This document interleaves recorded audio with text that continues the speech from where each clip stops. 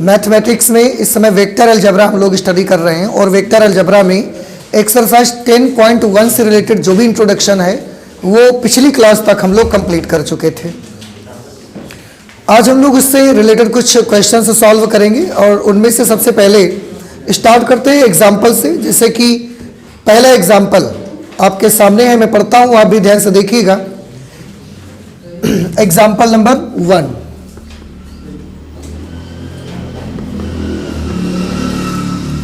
लिखा हुआ है दक्षिण से 30 डिग्री पश्चिम में 40 किलोमीटर के विस्थापन का आलेखीय निरूपण कीजिए।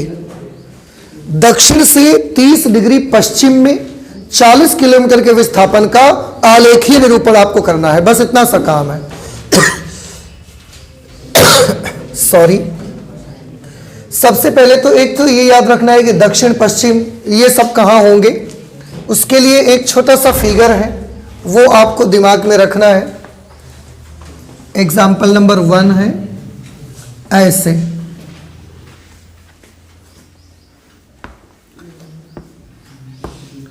इसमें इधर की तरफ आपका ईस्ट होगा, इधर वेस्ट, ये होगा नॉर्थ और ये रहेगा साउथ। साउथ यानी कि दक्षिण, ईस्ट मतलब पूर्व, पश्चिम और उत्तर। दक्षिण से 30 डिग्री पश्चिम में 40 किलोमीटर के विस्थापन का आलेखीय निरूपण करना है। देखो बेटा, ये दक्षिण है, दक्षिण से 30 डिग्री पश्चिम। देखो, दक्षिण के इस साइड पश्चिम पड़ता है और इस तरफ पूर्व पड़ता है। आपको जो आलेखीय निरूपण करना है वो दक्षिण से 30 डिग्री पश्चिम में करना है, दक्षिण से 30 डिग्री पश्चिम में करना है। तो आपका काम ये है कि दक्षिण से 30 डिग्री पश्चिम की ओर आपको एक दिशा लेनी है। उसके लिए आप करेंगे ये जो ओरिजिन पॉइंट है, यहां पर आप अपना प्रोट्रैक्टर ऐसे रखेंगे, या नहीं प्रोट्रैक्टर से बनाना चाहते हैं, कंपास से बनाना चाहते हैं तो आप कंपास से ही, लेकिन कितने डिग्री का एंगल बनाना है? 30 डिग्री का। अगर प्रोट्रैक्टर रख रहे हैं तो यहाँ 30 डिग्री पे आप निशान लगा देंगे। यहाँ लिखे होते ना 10, 20, 30, 40, 50, 60, 70, 80, 90, फिर ऐसे 100, 110, 120 ऐसे लिखे होते ना 180 तक, जिसको आप डी कहते हो, चांदा। याद आया आपको? तो आप प्रोट्रैक्टर से भी बना सकते हैं, आप कंपास यानी कि उसको क्या बोलते हैं आप, परकार से भी आप बना सकते हैं। पर याद रहे दक्षिण से पश्चिम की ओर ही 30 डिग्री पर आना है आपको, इधर की तरफ मत बनाइएगा। तो अगर आप चांदे से बना रहे तो ऐसा रखिए, 30 डिग्री पर यहां निशान लगा लीजिए, ठीक है। और उसके बाद यहां से ओरिजिन से मिलाती हुई एक लाइन खींच दीजिए। कितनी लंबी? अनुमान से एक लाइन खींच दो, इतनी लंबी अपना। तो ये एंगल कितना हो गया उसमें?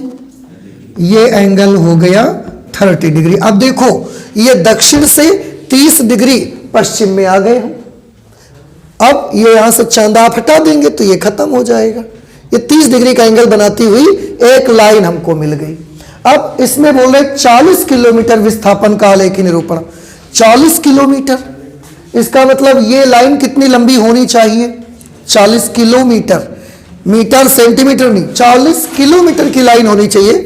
और ये पॉसिबल नहीं है, ये पॉसिबल नहीं है कि हम अपनी कॉपी पे 40 किलोमीटर की लाइन खींच सकें, नहीं हो सकता।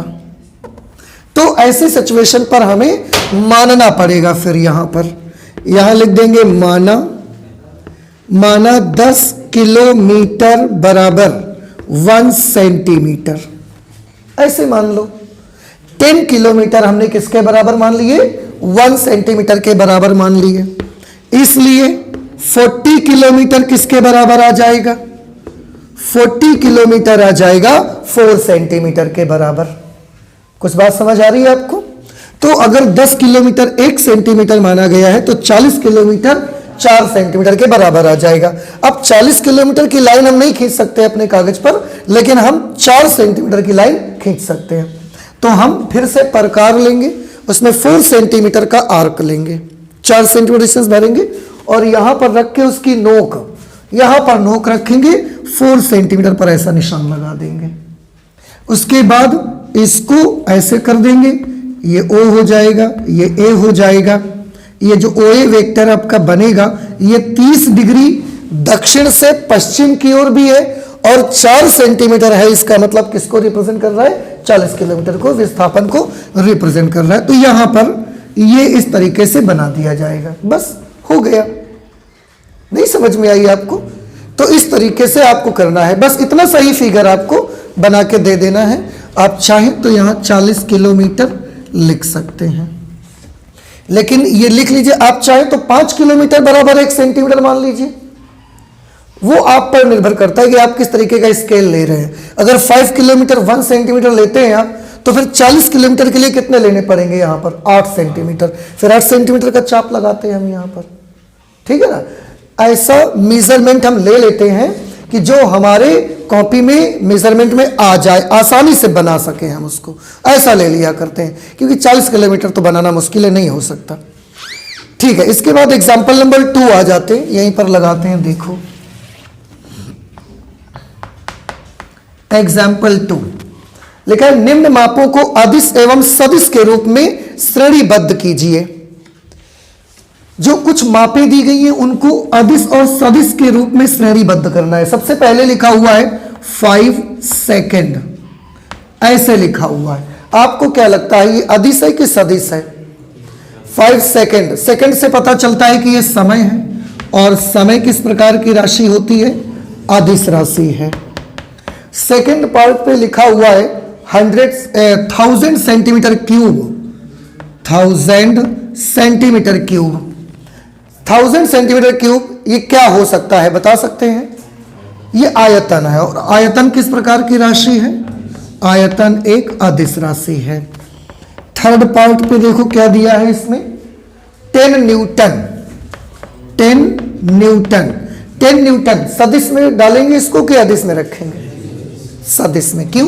क्योंकि 10 न्यूटन, न्यूटन बल का मात्रक है और ये फोर्स है, इसलिए हम इसको सदिश में रखेंगे। फोर्थ पार्ट पे दिया गया है 30 kilometre per hour, 30 kilometre per hour.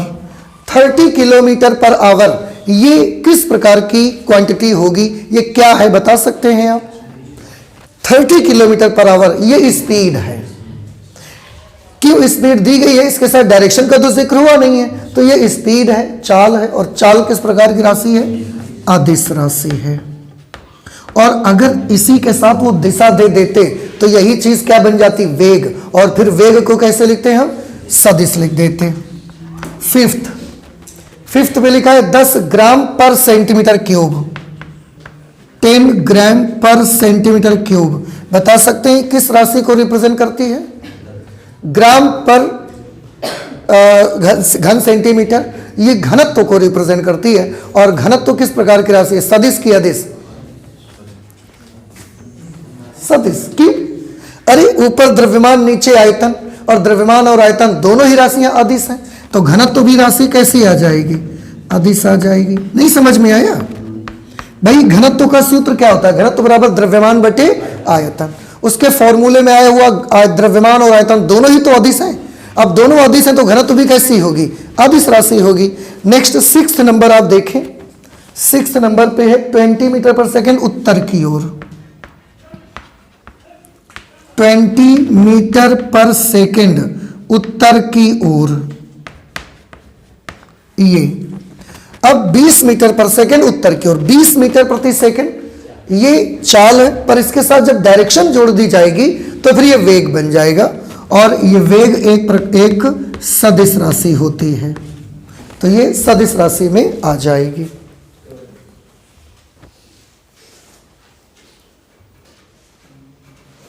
ठीक है, अगला एग्जाम्पल नंबर 3 है, आप इसे अच्छा नोट करो फिर हम उसको लगाते हैं। एग्जाम्पल नंबर 3 में लिखा हुआ है आकृति 10.5 में कौन से सदिश संरेख हैं, समान हैं, सह आदिम हैं। ये एक फिगर छोटा सा बना हुआ है यहाँ पर। जिसमें से ये वेक्टर ए को रिप्रेजेंट करता है, ये वेक्टर बी रिप्रेजेंट करता है, ये वेक्टर डी रिप्रेजेंट करता है और ये वेक्टर सी रिप्रेजेंट करता है। ठीक है, आपको इनसे जुड़े हुए कुछ क्वेश्चंस के जवाब देने हैं। जैसे सबसे पहला है, कौन से सदिश संरेख हैं? कौन से सदिश संरेख हैं, ये पूछा जा रहा है। संरेख को अंग्रेजी में आप बोलते हैं कोलिनियर वेक्टर्स। आपको याद होगा कल टाइप्स ऑफ वेक्टर जब पढ़ाए गए हैं तो उसमें कोलिनियर वेक्टर्स के बारे में बताया गया है। बता सकते हैं क्या बताया गया था कोलिनियर वेक्टर्स के बारे में? समांतर, कि संरेख सदिश का यहां पर मतलब होगा समांतर सदिश। कौन कौन से वेक्टर कोलिनियर हैं, कौन कौन से समांतर हैं, बता सकते हैं? ए, सी और डी। अरे ये लाइन और ये लाइन समांतर नहीं है। ये तीन लाइनें समांतर हैं कि नहीं है आपस में? तो क्या ए, सी और डी समांतर नहीं हो सकता? इसको छोड़ दीजिए, तो लगभग वैसे ही तो बना हुआ है। समझ रहे हैं? इसलिए संरेख कौन कौन से हैं? वेक्टर ए, वेक्टर सी व वेक्टर डी, ये संरेख है। दूसरा बोला गया है समान सदिश हैं। समान सदिश ढूंढने कौन कौन से हैं? समान सदिश जिन्हें एक इक्वल वेक्टर्स कहा जाता है। इक्वल वेक्टर्स की क्या पहचान है? कि उनकी दिशा और उनका परिमाण दोनों सेम होंगे। थोड़ा ध्यान से देखिएगा, यहां पर मुझे जो वेक्टर ए और सी दिख रहा है, इन दोनों में एक चीज दिख रही है कि दोनों का देखो परिमाण भी इतना है। ठीक, दोनों की दिशा भी सेम है, परिमाण भी दोनों का सेम है, क्योंकि इसमें एक खंड बीच में, एक खंड इसमें भी बीच में है। ये दो टुकड़ों में है, ये भी दो टुकड़ों में है, ये एक दो तीन टुकड़ों में है।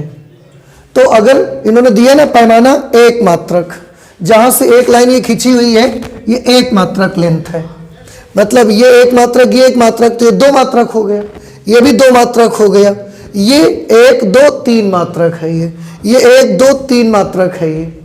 तो अगर ए और सी को आप देखेंगे तो दोनों की लंबाई भी बराबर है और दोनों की दिशा भी बराबर है, इसलिए दोनों समान सदिश में आएंगे। तो वेक्टर ए व वेक्टर सी, ये दोनों समान सदिश के अंतर्गत आ जाएंगे। तीसरा आप देखें सह आदिम सदिश दिया गया है।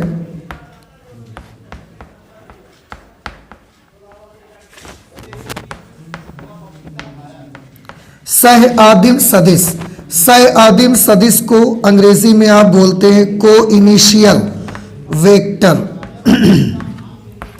सह आदिम सदिश, को इनिशियल वेक्टर। को इनिशियल वेक्टर कौन से होते हैं?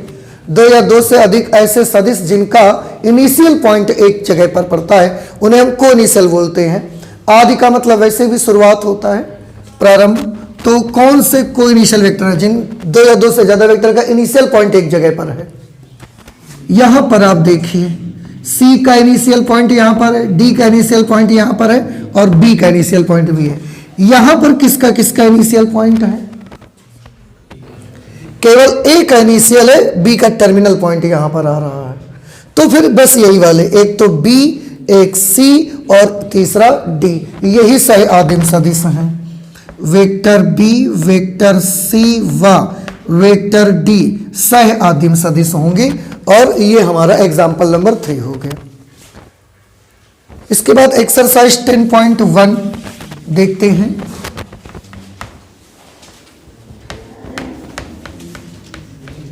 एक्सरसाइज 10.1 फर्स्ट क्वेश्चन लिखा हुआ है, उत्तर से 30 डिग्री पूर्व में 40 किलोमीटर के विस्थापन का आलेखीय निरूपण कीजिए। ये तो ऐसा एक एग्जाम्पल हमने लगाया है, उस पर बेस्ड ही क्वेश्चन है। तो आप कैसे करेंगे? इसके लिए हमने ये डायरेक्शन बना ली, ये पूर्व, इधर की तरफ पश्चिम, इधर ये दक्षिण और इधर की तरफ हमने ले लिया उत्तर। क्वेश्चन में बोला गया है उत्तर से 30 डिग्री पूर्व में 40 किलोमीटर के विस्थापन का आलेखीय निरूपण। उत्तर से 30 डिग्री पूर्व में। अब देखिए बेटा, ये उत्तर है और उत्तर से 30 डिग्री पूर्व में, 30 डिग्री पूर्व में ऐसा। तो हमको क्या करना है, आप एक डी यहां पर ऐसा रख दीजिए, इस पॉइंट पर 30 डिग्री पूर्व में ले चलना है, 30 डिग्री पर निशान लगा लेंगे, ठीक है। और अगर आप चाहें तो आप प्रकार से भी ये 30 डिग्री का कोण बना सकते हैं, मालूम होगा आपको तरीका, छोटी क्लासेस में आपको ये तरीका सिखाया गया है। तो 30 डिग्री का निशान हम यहां पर लगा लेंगे। 30 डिग्री का निशान लगाने के बाद एक लाइन खींच देंगे। तो ये जो लाइन होगी ये हमें उत्तर से 30 डिग्री पूर्व की ओर मिल जाएगी डायरेक्शन, उत्तर से 30 डिग्री पूर्व की ओर। लेकिन यहां पर मुझे कितना लंबा चाहिए ये, भाई 40 किलोमीटर परिमाण है ना, परिमाण मतलब वेक्टर की लंबाई, तो 40 किलोमीटर वेक्टर की लंबाई होनी चाहिए। पर 40 किलोमीटर का वेक्टर हम बना तो नहीं सकते कॉपी पे, तो हम उसके लिए पैमाना मान लेते हैं। माना पैमाना 10 kilometre is equal to 1 centimetre, therefore 40 kilometre is equal to 4 centimetre. तो बस उसके बाद प्रकार में 4 सेंटीमीटर डिस्टेंस भरनी है और 4 सेंटीमीटर डिस्टेंस यहां पर प्रकार की नोक रखेंगे और यहां पर एक ऐसे आर्क लगा देंगे आप, और ये वेक्टर बना देंगे। ये ओ हो जाएगा, ये ए हो जाएगा। ये जो ओ ए वेक्टर है यही आपका उत्तर से 30 डिग्री पूर्व की ओर 40 किलोमीटर विस्थापन का आलेखी निरूपण हो जाएगा। बस आप यहां पर 40 किलोमीटर लिख सकते हैं, 40 किलोमीटर। इस तरह से 10.1 का पहला क्वेश्चन हो जाएगा। दूसरा देख लेते हैं यहीं पर साथ में, बड़ा इजी है, second number question. Second number पे लिखा हुआ है, निम्नलिखित मापों को अदिश एवं सदिश के रूप में श्रेणीबद्ध कीजिए। अदिश और सदिश के रूप में आपको श्रेणीबद्ध करना है। सबसे पहला दिया गया है 10 किलोग्राम। बताइए 10 किलोग्राम तो द्रव्यमान है, और द्रव्यमान किस प्रकार की राशि है, द्रव्यमान एक अदिश राशि होती है। सेकंड पार्ट पे लिखा हुआ है 2 मीटर उत्तर पश्चिम, 2 मीटर उत्तर पश्चिम। देखो बेटा ये क्या होगा बता सकते हैं आप मुझे, जो 2 मीटर उत्तर पश्चिम लिखा गया इसका क्या मीनिंग है। 2 मीटर तो लंबाई है, और लंबाई के साथ डायरेक्शन अगर जोड़ देंगे तो ये विस्थापन बन गया फिर तो, और विस्थापन एक सदिश राशि है। थर्ड पार्ट देखिए क्या लिखा गया है। थर्ड पार्ट पे है 40 डिग्री एंगल है। ये एंगल वेक्टर है कि स्केलर है। एंगल एक स्केलर क्वांटिटी है, आप अदिश इसको ले लीजिए, क्योंकि इसके साथ डायरेक्शन का जिक्र नहीं हुआ है, ना तो एंटी क्लॉकवाइज बताया जा रहा है ना क्लॉकवाइज बताया जा रहा है। अगला 40 वॉट, फोर्थ पे है 40 वॉट। 40 वॉट, वॉट किसका यूनिट है, पावर का, और पावर एक अदिश राशि है, पावर सदिश नहीं है। Fifth 10 to the power -19 coulomb, 10 to the power -19, और ऐसे लिखा हुआ है। ये अदिश होगा कि सदिश, आवेश है, आवेश तो एक अदिश राशि है, तो ये अदिश हो जाएगा। इसके बाद 6th पे है 20 मीटर पर सेकंड स्क्वायर, 20 मीटर पर सेकंड स्क्वायर। इसके बारे में बताइए, अदिश है कि सदिश है, सदिश है, क्योंकि मीटर पर सेकंड स्क्वायर त्वरण का मात्रक है, ये त्वरण है, और अगर ये त्वरण है तो फिर ये सदिश राशि है।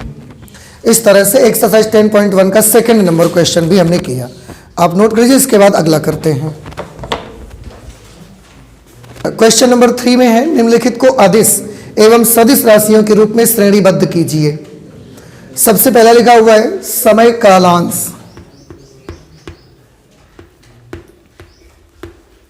समय कालांश। देखिए समय कालांश यानी कि टाइम इंटरवल है, और टाइम इंटरवल समय तो एक अदिश राशि है ना, इसलिए इसके साथ हम अदिश लिखेंगे। सेकंड देखो क्या है, सेकंड पे है दूरी। बताइए दूरी किस प्रकार की राशि है?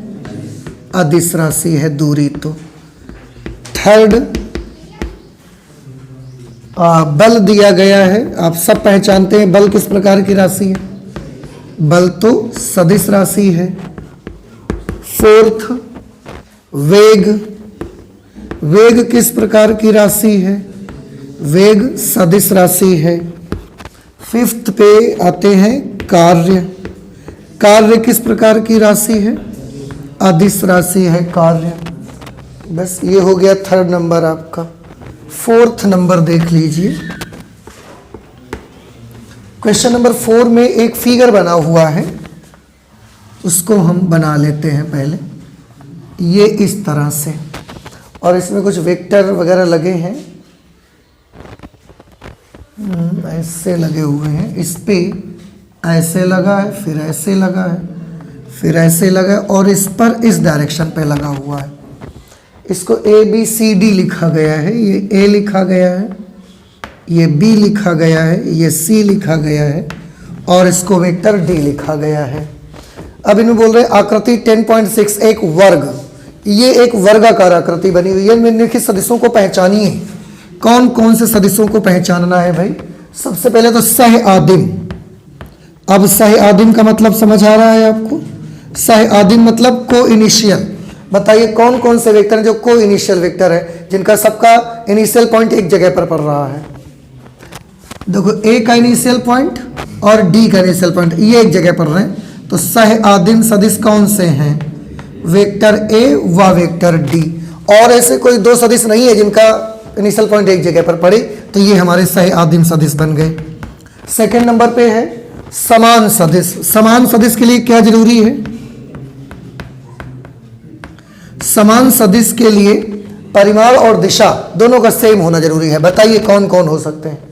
देखो वर्ग है, भुजाएं तो सब बराबर हैं, इसलिए आपको नहीं लगता कि B और D समान सदिश हो गए? क्योंकि B और D का परिमाण बराबर है, क्योंकि लंबाई बराबर है, क्योंकि वर्ग है।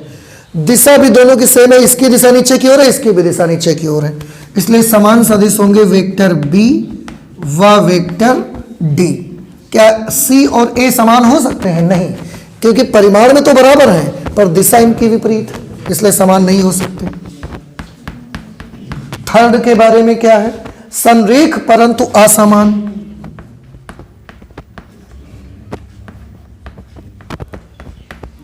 संरेख परंतु असमान। संरेख मतलब कोलिनियर, कोलिनियर मतलब पैरेलल, समांतर हो लेकिन असमान सदिश हो। तो ऐसा तो गुण A और C में ही है, क्योंकि दोनों पैरेलल भी हैं, कोलिनियर है और असमान है। क्यों? क्योंकि ये इस दिशा में है, ये इस दिशा में पड़ता है। तो ऐसे वेक्टर A व C हैं। ठीक है, इस तरह से ये हमने कर लिया। इसे आप नोट कर लीजिए। इसके बाद 5 नंबर देखते हैं। क्वेश्चन नंबर 5 में लिखा है निम्नलिखित का उत्तर सत्य अथवा असत्य के रूप में दीजिए। सबसे पहले लिखा है वेक्टर A तथा वेक्टर माइनस वेक्टर A संरेख है। वेक्टर A और माइनस वेक्टर A, देखो अगर ये हमने वेक्टर A माना हुआ है, ये हमने वेक्टर A माना हुआ है, तो माइनस वेक्टर A कैसा बनेगा?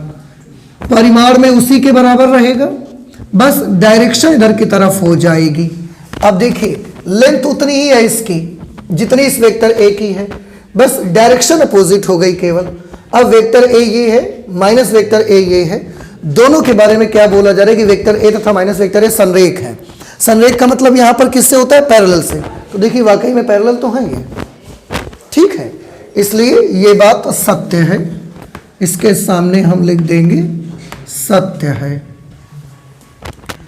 नहीं समझ में आई बात ये आपको? अच्छा, दूसरा नंबर लिखा है दो संरेख सदिशों का परिमाण सदैव समान होता है। देखिए ऐसा जरूरी नहीं है। क्यों?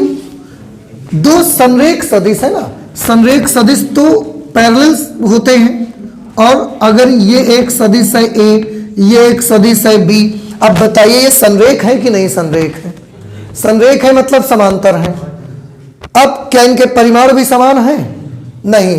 तो जरूरी नहीं है कि संरेख सदिश होंगे तो परिमाण बराबर ही होगा, जबकि ये लिख रहे हैं कि दो संरेख सदिशों का परिमाण सदैव समान होता है। तो दो संरेख सदिश हों और उनका परिमाण सदैव बराबर हो, ये ऐसा नहीं हो सकता। हो सकता है लेकिन हमेशा नहीं हो सकता, इसलिए ये बात कैसी हो जाएगी, असत्य हो जाएगी।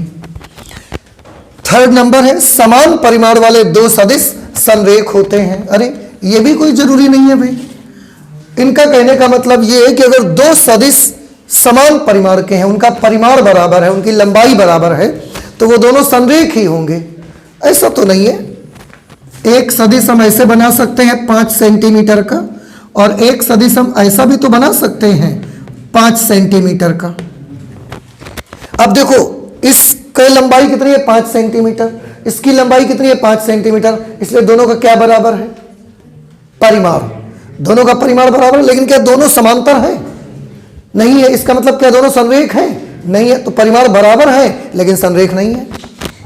समान परिमाण वाले दो सदिश संरेख होते हैं। उन्होंने कहा कि समान परिमाण अगर दो सदिशों का है तो वो संरेख ही होंगे, पर हम कहते हैं कि समान परिमाण दो सदिशों का होगा पर वो हमेशा संरेख होंगे, ऐसा जरूरी नहीं है।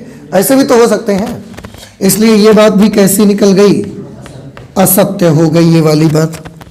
फोर्थ में है समान परिमाण वाले दो संरेख सदिश समान होते हैं। समान परिमाण वाले दो संरेख सदिश समान होते हैं। अब देखो क्वेश्चन के मुताबिक क्या क्या चीजें दो सदिश है और क्या क्या चीजें बराबर है, परिमाण बराबर है और संरेख है। परिमाण बराबर है, संरेख है मतलब समांतर है। देखिए ध्यान से, ये हमने बनाया वेक्टर ए और ये हमने बनाया वेक्टर बी। अब ये बताइए ये दोनों परिमाण बराबर हैं कि नहीं है। दोनों के परिमाण बराबर है क्योंकि दोनों की लंबाई बराबर है। दोनों संरेख है कि नहीं है, संरेख मतलब समांतर, दोनों समांतर। तो क्या दोनों समान हैं, नहीं है। ये विपरीत सदिश हैं। समान सदिश की डेफिनेशन आपने पिछली क्लास में पढ़ी थी कि दो या दो से ज्यादा ऐसे सदिश जिनका परिमाण और दिशा दोनों समान हो, ऐसे दोनों सदिशों को हम बोलते हैं समान सदिश। फिर से इनका परिमाण दोनों का सेम है कि नहीं है, सेम है। संरेख है कि नहीं है, संरेख है क्योंकि समांतर है। तो समान परिमाण वाले हैं, संरेख भी हैं, लेकिन उसके बावजूद भी हम इनको समान नहीं कह पा रहे हैं क्योंकि इनकी दिशा समान नहीं है। तो समान परिमाण वाले दो संरेख सदिश समान होते हैं ऐसा जरूरी नहीं है। ये वाली बात भी असत्य है। ठीक है, इस तरह से ये एक्सरसाइज 10.1 आपकी कंप्लीट हो जाती है। इसके बाद 10.2 के लिए आपको वेक्टर एडिशन वगैरह आपको देखने पड़ेंगे, उनको अब हम स्टडी करेंगे अगली क्लास में। ठीक है, तो आज इतना ही रख देंगे मैथमेटिक्स में। 10.1 एक्सरसाइज हो गए, उसके पहले के सारे एग्जाम्पल भी हो गए, बड़े इजी रहे वैसे, इसलिए जल्दी से कंप्लीट हो गया है। अगली एक्सरसाइज का जो इंट्रोडक्शन है वो कल करेंगे हम लोग, और फिर उस पर बेस्ड क्वेश्चंस सॉल्व करेंगे। तो आज इतने ही रखेंगे मैथमेटिक्स में, चलते हैं, मिलते हैं अगली क्लास में। Okay, thank you.